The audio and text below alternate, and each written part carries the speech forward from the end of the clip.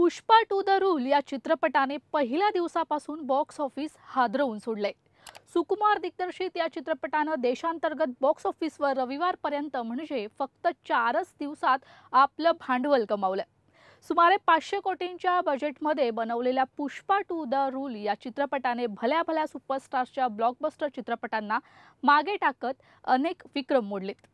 यासह पहिल्या दिवशी जगभरात 300 कोटींहून अधिकची कमाई करणारा हा पहिला भारतीय चित्रपट ठरलाय। याआधी इतकी मोठी ओपनिंग एकाही भारतीय चित्रपटाला मिळालेली नाही। या संदर्भात एस राजामौली यांच्या RR या चित्रपटाने याआधी 223 कोटी रुपयांची कमाई केली होती। मात्र जबरदस्त ओपनिंग मिळाल्यानंतर सोमवारच्या कलेक्शनमध्ये हा चित्रपट काही प्रमाणात मागे पडताना दिसला। पण तरी सुद्धा अल्लू अर्जुनच्या पुष्पा टू द रूलने सोमवारी 64.1 कोटींची कमाई केली। यामध्ये सर्वाधिक 47 कोटींचं कलेक्शन एकट्या हिंदीमधून होतं। रविवारच्या तुलनेत सोमवारी फिल्मच्या कमाई जवळपास 54.56% घट पाहायला मिळाली। सोमवारपर्यंत या चित्रपटानं एकूण 593.1 कोटी रुपयांची कमाई केली आहे। सोमवारी पुष्पा 2च्या कमाईत घट दिसत असली तरी सुद्धा मंडे टेस्ट पुष्पानं पास केली आहे असं म्हटलं तरी वावगं ठरणार नाही।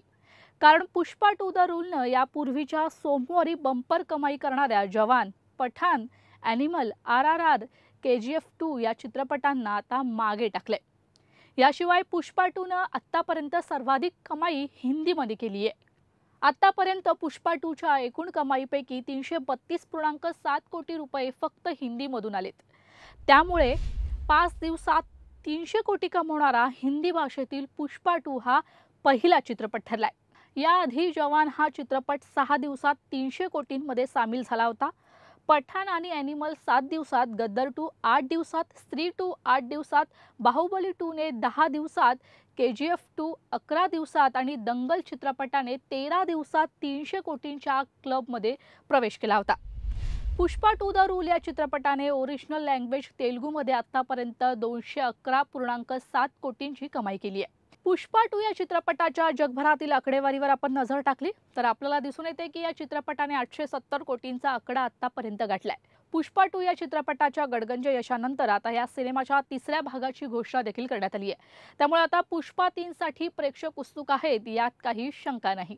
जर हा व्हिडिओ तुम्हाला आवडला असेल तर कमेंट करून नक्की सांगा। त्यासाठी लोकशाही फ्रेंडलीला लाईक, शेअर आणि सबस्क्राईब करा।